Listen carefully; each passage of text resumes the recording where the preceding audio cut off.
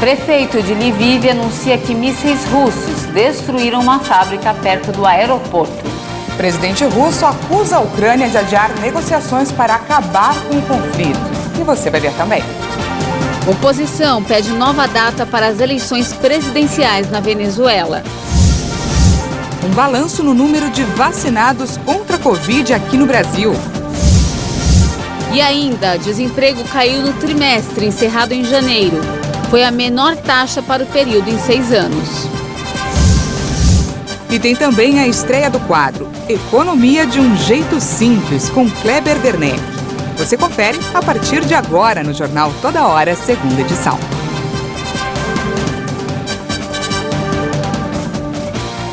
Olá, boa tarde, seja muito bem-vindo ao Jornal Toda Hora, segunda edição. Estamos ao vivo e agora 1h02 pelo horário de Brasília. E vamos juntos dar uma olhada nos destaques desta sexta-feira no Brasil e no mundo. O prefeito da região de Lviv anunciou nesta sexta-feira que mísseis russos destruíram uma fábrica perto do aeroporto. Essa é uma grande cidade da região oeste da Ucrânia, próxima à fronteira com a Polônia.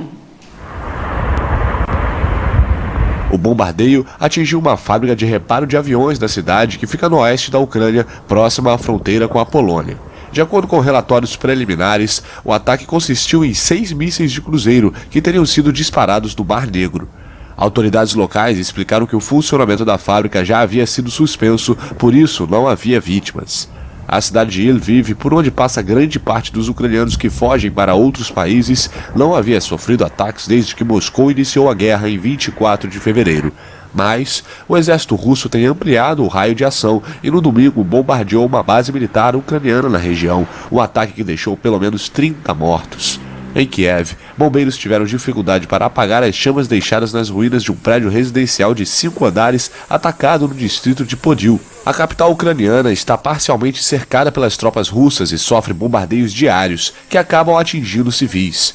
Mais de 3 milhões de pessoas fugiram da Ucrânia desde o início da invasão russa. E o presidente da Rússia, Vladimir Putin, falou nesta sexta-feira para uma multidão que lotou o estádio de Moscou em um evento de comemoração aos 9 anos da anexação da Crimeia pela Rússia. Em seu discurso, Putin parabenizou os soldados que estão lutando na Ucrânia e disse que a guerra é uma ação para salvar o país de todo o sofrimento causado pelas forças neonazistas.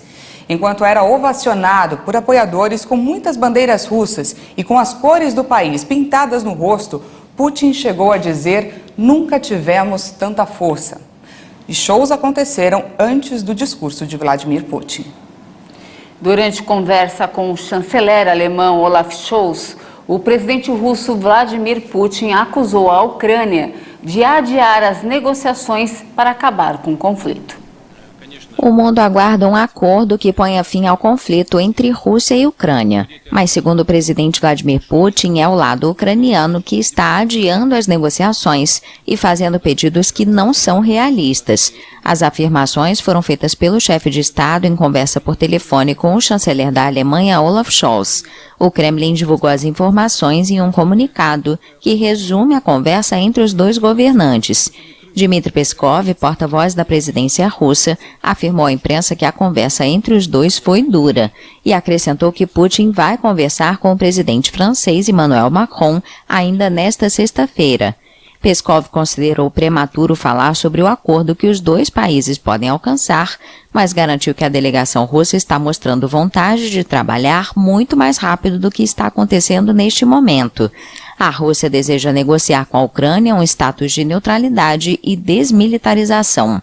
As autoridades ucranianas, sem mencionar a neutralidade, mas assumindo que não poderão aderir à OTAN, exigiram a escolha de países como fiadores de sua segurança. A Ucrânia também exige a retirada das forças russas e o respeito de sua integridade territorial. Odessa, uma histórica cidade ucraniana fundada no final do século XIX, se transformou em uma fortaleza à espera de um ataque russo. As cidades de Mykolaiv e Kherson ao leste resistem ao exército invasor. Estamos construindo barricadas, soldando obstáculos antitanque, conhecido como ouriços tchecos, fortalecendo a região. Estamos fazendo planos para defender a cidade. Ela se tornou uma fortaleza inexpugnável. A chamada Pérola do Mar Negro ainda vive uma estranha vida cotidiana, apesar de estimar que 100 mil habitantes tenham ido embora. Ainda a salvo dos horrores da invasão russa no norte e no leste do país, o exército e o município organizam visitas para jornalistas.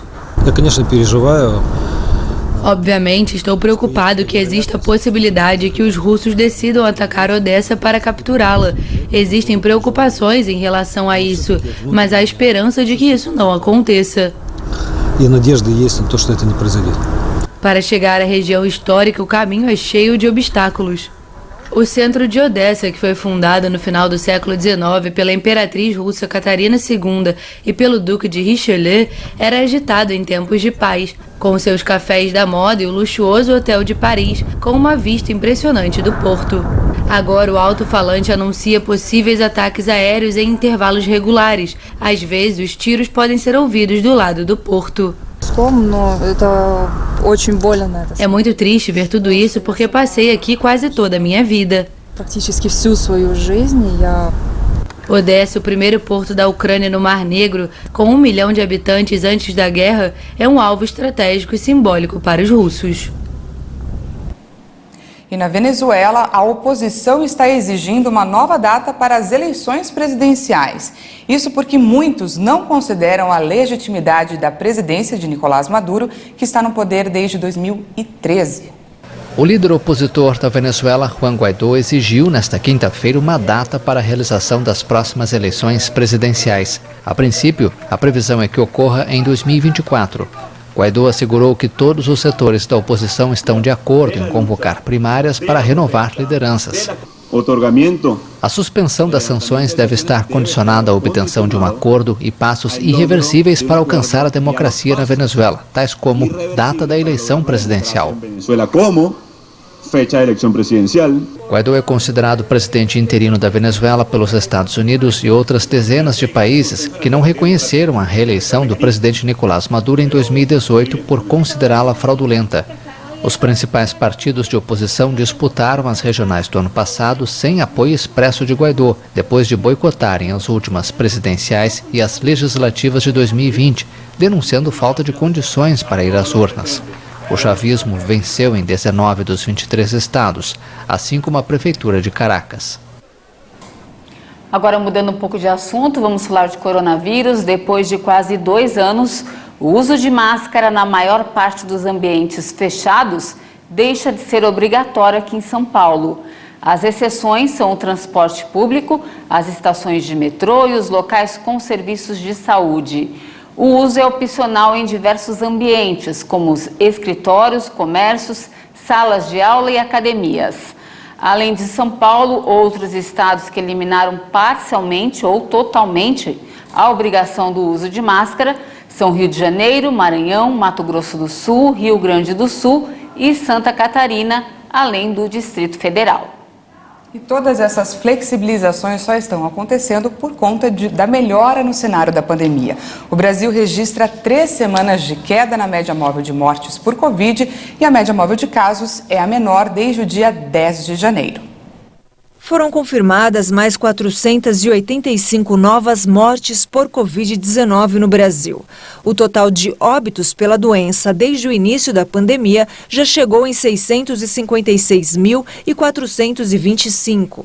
Também foram registrados 49.601 novos casos de Covid-19 no mesmo período. Ao todo, já são 29.527.000 diagnósticos confirmados. A média móvel de mortes chega a 334 vítimas diárias.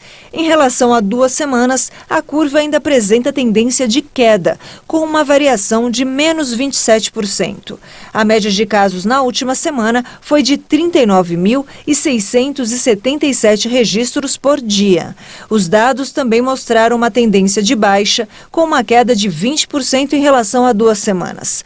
Hoje, no mapa da evolução da doença por regiões, 5 estados registraram alta: Minas Gerais, Rio de Janeiro, Rio Grande do Norte, Roraima e Tocantins. Em estabilidade estão 5 unidades da Federação: Distrito Federal, Espírito Santo, Goiás, Mato Grosso e Pernambuco. 17 estados hoje registraram queda.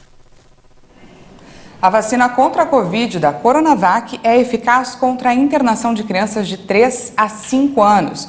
Os dados são de uma pesquisa realizada no Chile com quase 500 crianças imunizadas.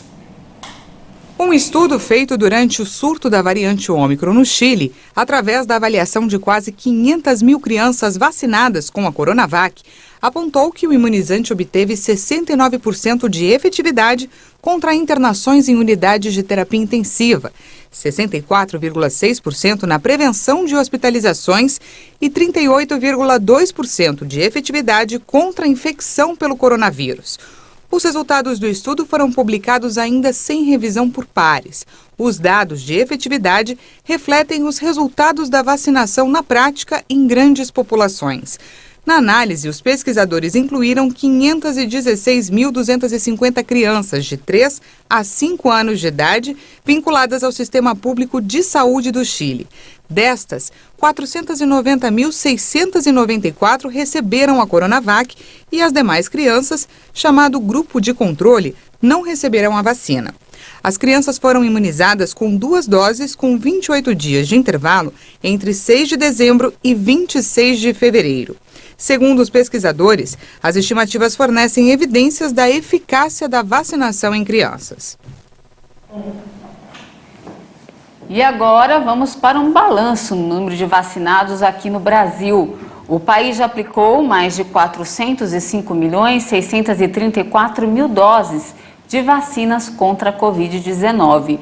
De olho aqui no nosso telão, no nosso vacinômetro, segundo o Ministério da Saúde e as secretarias estaduais de saúde, mais de 174.997.000 brasileiros tomaram a primeira dose. Isso representa 82,04% da população, enquanto 158.439.000 brasileiros tomaram a segunda dose, o que representa 74,27% da população. E a dose de reforço já foi aplicada em 72.198.000 brasileiros, o que representa aí 33,85% da população. 11 milhões de crianças já tomaram a primeira dose. E veja a seguir, cai o desemprego e a renda no Brasil no trimestre encerrado em janeiro. E ainda, a estreia do quadro Economia de um jeito simples com Kleber Werneck. Em instantes, voltamos já.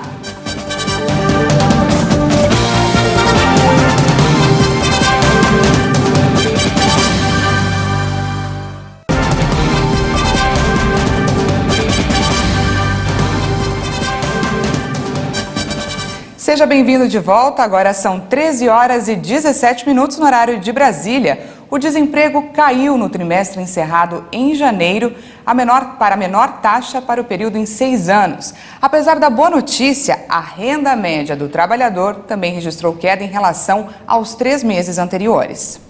A taxa de desemprego no Brasil ficou em 11,2% no trimestre encerrado em janeiro. Segundo informou o IBGE, o número é o menor para o período desde 2016 e ficou abaixo da taxa registrada no trimestre anterior, encerrado em outubro. Mesmo com a queda, cerca de 12 milhões de pessoas ainda procuram emprego no mercado de trabalho brasileiro. Esse montante é menor que o registrado no trimestre anterior, o que representa 858 mil pessoas a menos sem colocação. Em relação ao mesmo período do ano anterior, a queda representa 2 milhões e 700 mil pessoas a menos em busca de trabalho. Já o grupo de ocupados teve alta, de 1,6% de um trimestre para o outro, para 95.400.000 pessoas. O IBGE destacou que o setor de comércio foi o principal destaque positivo para a queda do desemprego. Os serviços também tiveram avanço no trimestre, com exceção dos segmentos de transporte, correios e do setor dos serviços domésticos. A pesquisa também mostrou um aumento de 2% no número de empregados com carteira de trabalho assinada, o que representa mais 681.000 pessoas no grupo, que vai para 34.600.000 pessoas. Mas a renda média caiu. Na comparação anual, recuou para R$ 2.489, em média. E a partir de hoje começa um quadro novo aqui no Jornal Toda Hora para descomplicar a vida de quem está em casa quando o assunto é economia. E quem traz as informações de um jeito bem simples é o nosso repórter Kleber Werneck.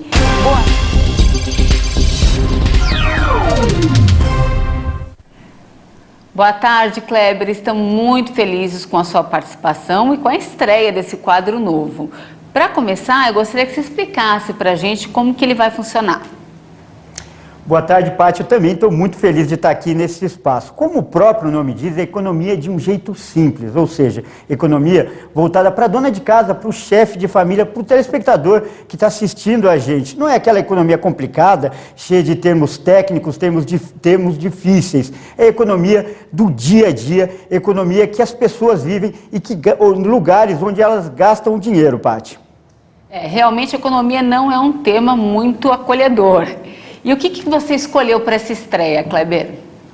Olha, Paty, agora há pouco a gente viu aí uma reportagem sobre o desemprego e também a perda de renda. O desemprego é hoje, com certeza, o maior temor de muitos brasileiros. Mas hoje a gente vai mostrar que até quem fica desempregado, quem está com o trabalho, também está sofrendo com essa crise econômica. Por quê? Porque está perdendo renda. A renda, o poder de compra do brasileiro está caindo cada vez mais. Para mostrar isso, toda semana a gente vai num lugar diferente e abordar um tema diferente, como a gente vai ver agora. E para mostrar na prática como funciona essa perda de renda do brasileiro, eu vim até esse mercado, que fica na zona norte de São Paulo, e preparei esse carrinho aqui, que eu vou mostrar para vocês. Nesse carrinho tem cerca de R$500 em compras, e aqui tem tudo que uma família precisa, os produtos da cesta básica e mais um pouco. A gente pode ver, produtos de limpeza, alimentos, enfim, o que a família compra para mais ou menos um mês. Só que segundo o IPCA, que é o Índice de Preços Amplos ao Consumidor, em 12 meses a perda acumulada de renda do brasileiro foi de 10,54%. Fazendo uma conta rápida, isso dá cerca de R$50. Então, quando a gente chega aqui no caixa, a gente vai ter que tirar R$50. Então vamos começar pelos chamados supérfluos. Frios, por exemplo, não vai dar para levar. O que mais? A carne a gente também vai ter que deixar. No lugar a gente vai colocar o frango. Aqui a gente vai deixar o frango no carrinho. Biscoito também é considerado supérfluo, vai ter que ficar. O que mais? Suco. Suco também, que a gente estava levando na lista, não vai dar. Vai ter que reduzir o produto de limpeza e também um leite para a conta fechar. Isso aqui que a gente está vendo, então, é o que o brasileiro mais ou menos perdeu em um ano. E com os preços tão caros, é preciso ter inteligência e sabedoria para fazer as compras. Por isso, a gente vai pedir agora uma dica para o Rony, que é gerente do supermercado. Como fazer, Rony, para comprar o máximo de produtos possíveis com o salário? Nós indicamos aos nossos consumidores que façam substituição de produtos por produtos mais em conta, mais populares, né? E ainda indicamos também que façam pesquisa entre os mercados mais próximos e procurem sempre os melhores preços. Tem que saber valorizar o dinheiro, né, Rony? Com certeza. Tá aí. Isso é economia de um jeito simples. Pois a gente viu ali no mercado, mas para fixar bem, para você ter noção, eu vou colocar aqui no telão agora, os produtos, essa imagem dos produtos que ficaram no mercado. A gente pode ver, tem os frios, tem a carne. São alguns produtos considerados supérfluos, mas que fazem muita diferença, porque eles é que dão o gosto no cardápio. Com isso, o brasileiro perde em qualidade de vida, Paty. Verdade, Kleber. E olha só, para quem ganha um salário mínimo, fica muito difícil, não é mesmo? Boa pergunta. Aliás, uma pesquisa também fez esse cálculo. Hoje, o salário mínimo é em torno de R$ 1.200. Mas qual seria o valor ideal para contemplar não só essa necessidade do supermercado, mas outras necessidades que as famílias brasileiras têm, como, por exemplo, educação, transporte e saúde? O valor ideal, segundo essa pesquisa, seria, olha só, R$ 6.000. Atualmente é R$ 1.200, mas o brasileiro precisaria de R$ 6.000 para sobreviver com segurança, Paty. Ou seja, não está fácil, a diferença é enorme, né, Kleber? Tem muita gente, assim que eu reparo nos supermercados, donas de casas que estão nos assistindo nesse momento, que usam aqueles folhetos que são distribuídos nos mercados para fazer um comparativo de preços. Será que essa tática, Kleber, realmente ajuda? Bem lembrado, Paty. Inclusive, olha só, eu trouxe um desses folhetos aqui, ó, que tem diversos produtos e diversos preços. Ajuda sim. Por quê? Toda tática para economizar, para pesquisar é válida. Hoje, as donas de casa, os chefes de família têm o recurso, por exemplo, da internet, de fazer pesquisa. E esses folhetos também podem ajudar bastante. A pessoa pode ir lá, ver, comparar o preço, ver o lugar que está vendendo melhor e aproveitar melhor o dinheiro. Com essa crise, qualquer ajuda é bem-vinda, né, Paty? Com certeza, Kleber. Depois eu vou pegar esse folheto aí com você. Está aguardado. Muito obrigada pelas informações e até a próxima sexta. Agora, mudando um pouco de assunto, um fragmento que seria um foguete da SpaceX foi encontrado em uma área rural no Paraná. A peça mede aproximadamente 4 metros de comprimento. Um morador de São Mateus do Sul, no Paraná, encontrou o que aparenta ser um fragmento do foguete Falcon 9 da fabricante SpaceX. O objeto, que atingiu a propriedade rural, foi descrito como um metal retorcido, com cerca de 4 metros de comprimento e 6 metros de diâmetro. O agricultor e mecânico João Ricardo Pacheco Porte encontrou a peça enquanto percorria a propriedade da família. Ele disse ter escutado um barulho na madrugada do dia 8, data em que ocorreu o retorno de parte de um lançador espacial do foguete da SpaceX à atmosfera terrestre, sobre a região de Santa Catarina e Paraná. Conforme análise da Rede Brasileira de Observação de Meteoros, a cidade de São Mateus do Sul fica praticamente abaixo da rota realizada na semana anterior. A conclusão definitiva ainda está pendente de uma análise no local, mas é quase certo que a peça deve ser a tubeira do motor do foguete. O foguete, que fez parte da missão Turksat 5B, foi lançado em 19 de dezembro do ano passado da base da Força Espacial dos Estados Unidos em Cabo Canaveral, na Flórida, com o objetivo de ampliar os serviços de transmissão de dados de banda larga na Turquia, Oriente Médio, Europa e em algumas regiões africanas. Um projeto com voluntários do mundo todo está levando idosos para passeios de triciclos especiais. A proposta é combater a solidão de pessoas na terceira idade com baixa mobilidade que vivem nos asilos. Vamos conferir. O chamado Cycling Without Age, ou Pedalando Sem Idade, recruta dezenas de voluntários dispostos a passear com pessoas que vivem em casas de repouso e abrigos, como forma de melhorar o seu bem-estar. O projeto foi criado em 2012 na Dinamarca, a partir do desenvolvimento de uma espécie de triciclo com um banco para 2 na frente, onde o passageiro poderia sentar e apreciar a vista. E hoje está presente em ao menos 52 países. Há mais de 2.700 voluntários em todo o mundo, usando mais de 3.700 triciclos. O laboratório geriátrico da Universidade Heriot, em Edimburgo, na Escócia, pode comprovar os efeitos de um dia de passeio em relação a um dia comum dos participantes que fizeram pelo menos 4 passeios. Por meio de uma escala científica, foi verificada a melhora em dias de passeio em relação ao humor, nível de estresse e de energia dos idosos.